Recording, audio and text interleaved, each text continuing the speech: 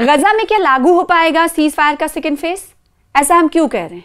क्योंकि cease fire का second phase का जो बिंदु है वो कहीं ना कहीं बहुत ही कठिन है।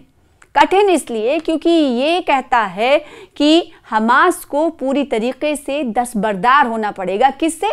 हथियार से। तो गजा में इसीलिए सवाल उठ रहा है कि क्या सीज फायर का सेकेंड फेज लागू हो पाएगा?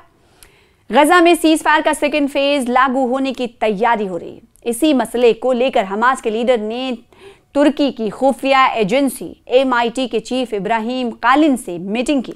तुर्की की खुफिया एजेंसी MIT यानी मिट के चीफ इब्राहिम कालिन ने कहा हमास से बातचीत करते हुए उनके टीम के चीफ खलीलुल हैया से मुलाकात की। तुर्की के सिक्योरिटी ज़राए के मुताबिक इस मीटिंग में गजा पीस प्लान के दूसरे फेज की जानिब बढ़ने के लिए ज़रूरी इक़दाम पर बातचीत की गई, चर्चा की गई। सूत्रों ने ज़राए ने नाम ना बताने की शर्त पर बताया कि इब्राहिम कालिन ने इस्तांबुल में हमास के डेलीगेशन से ये मुलाकात गजा सीज फायर समझौते के दायरे में की। मीटिंग में उन कदमों पर भी चर्चा हुई जिनसे मुबैना तौर पर इसराइल की जानिब से किए जा रहे सीज फायर की खिलाफ वर्जी को रोका जा सके। इसके अलावा पीस स्कीम यानी पीस डील के दूसरे फेज में आगे बढ़ने के रास्ते में मौजूद मसाइल को हल करने के उपाय क्या कुछ हो सकते हैं, उस पर भी बातचीत हुई। अब सवाल ये उठता है कि सीज फायर पर बातचीत रोकी गई है क्या?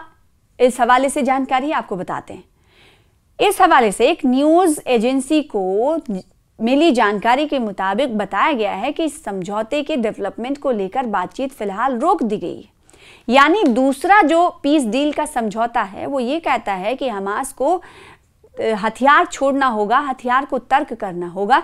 तो इस पीस डील के समझौते पर पहुंचने से पहले ही इस वक्त कहा गया है कि बातचीत को रोक दिया गया है। ये हालात तब तक बने रह सकते हैं जब तक अमेरिकी सदर डोनाल्ड ट्रंप इस महीने के आखिर में फ्लोरिडा में बने अपने मार-ए-लागो स्टेट में इसराइल के PM बेंजामिन नेतन्याहू की मेज़बानी नहीं करते। दोनों लीडरान की वहां मुलाकात तय हो गई है। इधर शनिचर को इसराइल की सेना यानी फौज IDF ने दावा किया है कि गजा के नॉर्दर्न एरिया में युद्ध विराम की येलो लाइन यानी एक लाइन खींची गई है जिसे येलो लाइन का नाम दिया गया है और यहाँ से फायर बंदी यानी जंग बंद युद्ध विराम की एक येलो लाइन बनाई गई है जिसे पार करते हुए 2 फिलिस्तीनी देखे गए जिन्हें हमने गोली मारकर ढेर कर दिया। इसराइली डिफेंस फोर्सेस IDF के मुताबिक नदन गाजा में तैनात 16वीं ब्रिगेड की टुकड़ियों ने इन लोगों की पहचान की थी, जिसके बाद इसराइली वायुसेना ने कार्रवाई करते हुए उन्हें मार गिराया।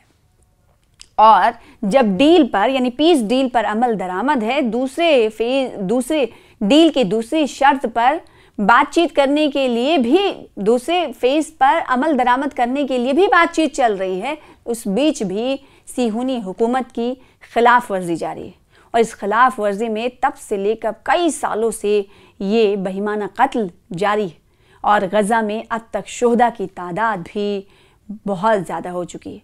एक आंकड़े के मुताबिक गजा में शोहदा की तादाद 70,925 तक जा पहुंची है। गजा के महकमे सेहत ने ऐलान किया है कि गुज़िश्ता 48 घंटे के दौरान 13 फ़लस्तीनी शोहदा की जस्द खाकी को अस्पताल मुंतकिल किया गया है। एक रिपोर्ट के मुताबिक इन शहदा में से 6 सिहूनी हुकूमत के गुज़िश्ता चंद दिन के हमलों में शहीद हुए, जबकि 7 के जनाजे मलबों के नीचे से निकाले गए। बताया जा रहा है कि गुज़िश्ता 48 घंटे के दौरान सिहूनी फौज ने यानी IDF ने 20 फ़लस्तीनियों को ज़ख्मी कर दिया है। इस तरह 11 अक्टूबर 2025 यानी जंग बंदी के निफाज से अब तक, अब देखिए ये भी एक अहम पहलू है, इंपॉर्टेंट पॉइंट है कि खिलाफ जब जंगबंदी का ऐलान किया गया कि दोनों ममालिक जंगबंदी पर अमल करते हैं, लेकिन उसके बावजूद इसराइल जो कहता है उस पर अमल नहीं करता। इसकी सीधी मिसाल इस आंकड़े से आप लगा सकते हैं कि अक्टूबर 2025 जंगबंदी के निफाज से अब तक 401 फ़लस्तीनी शहीद हुए हैं और 1108 फ़लस्तीनी ज़ख्मी हुए। तो इस आंकड़े से आपको समझ आ रहा है, अंदाज़ा आप लगा सकते हैं कि फ़लस्तीनी आवाम पर IDF इसराइल की सेना किस तरीके से जुल्म ढा रही है। बाखबर ज़राए ने बताया है कि 441 शोहदा के जनाजे को इस मुद्दत में मलबे के नीचे से निकाला गया है। देखिए ये आंकड़ा अलग है, यानी जो बमबारी करता है इसराइल, IDF, उसकी फोर्स, सिहूनी हुकूमत, वो बमबारी के ज़रिए जो मलबे जो इमारतें मलबे में मलबे में दब जाती हैं, उस की जो आंकड़े हैं मरने वालों के वो अलग हैं, वो है 641। और जो गासिब हुकूमत, इसराइली हुकूमत, सिहूनी हुकूमत की तरफ से जो फायरिंग की जाती है, नाम नहाद फायरिंग में 401, यानी ये आंकड़ा मिलकर 1000 से भी ज़्यादा हो जाता है। तो आप अंदाज़ा लगा सकते हैं कि ये उस वक्त का वक्फा है जब दोनों ममालिक ने जंग बंदी के अमल पर हाँ कही है, यानी जंग बंदी जारी है। हमास ने, फ़लस्तीन ने कहा कि हाँ हम जंग का ख़ात्मा चाहते हैं, सीज़ फायर चाहते हैं, अब जंग नहीं चाहते। और इसराइल की तरफ से ये कहा गया था, ये पूरा डोजियर बनाया गया था और राष्ट्रपति डोनाल्ड ट्रंप की तरफ से इसका मीडिएशन किया गया था और इसमें कुछ शर्तें रखी गई थी। वो तकरीबन 20 से 21 शर्तें थी, जिसकी पहली शर्त पर अमल किया जा चुका है। पहली शर्त ये थी कि जो इसराइल के हॉस्टेजेस हैं, यानी जो यरगमाल बनाए हुए शहरी हैं हमास के कब्जे में, उन्हें छोड़ा जाएगा एक एक करके, चाहे वो जिंदा हों या फिर उनके बाक़ियात या मुर्दा, उन्हें हमास की तरफ से छोड़ा गया।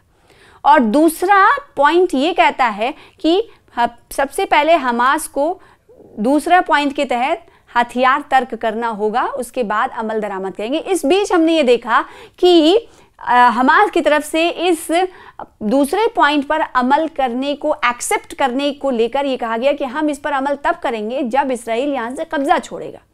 तो क्या इसीलिए सवाल किया जा रहा है कि क्या इसराइल और गज़ा के दरमियान दूसरा जो फेज़ है गज़ा में क्या लागू हो पाएगा सीज़ फायर का, ये सेकेंड फेज़ लागू हो पाएगा, ये बड़ा सवाल है। तो आने वाले दिनों में देखना होगा कि कई मुलाकातें होती हैं, क्या कुछ होता है, देखने वाली बात होगी कि क्या वाकई में इसराइल के सामने जो शर्त हमास रख रहा है वो अब इसराइल मानता है या फिर उसकी तरफ से कुछ और शर्त रखी जाती है, देखने वाली बात होगी। बहरहाल यही सवाल बना हुआ है कि क्या सीज़ फायर का सेकेंड फेज़ कब लागू होगा, ये बहुत बड़ा सवाल है। लेकिन उससे पहले मीटिंगें भी होनी है, एक मीटिंग जैसे तुर्की में हुई और आने वाले दिनों में देखेंगे कई मीटिंग्स हो सकती हैं इस हवाले से कि ताकि दूसरे पॉइंट पर, पीस डील के दूसरे समझौते पर किस तरह से अमल दरामद किया जाए। उससे पहले कई टेबल की वार्ता हो सकती है, कई टेबल मेज़ गुफ्तगू हो सकती है, राउंड टेबल गुफ्तगू होगी। फिर उसके बाद इस नतीजे पर पहुंचा जाएगा कि हमास हथियार तर्क करता है या फिर इसराइल हमास की शर्तों को मानता है, जिसके बाद दूसरी डील पर अमल किया जाएगा।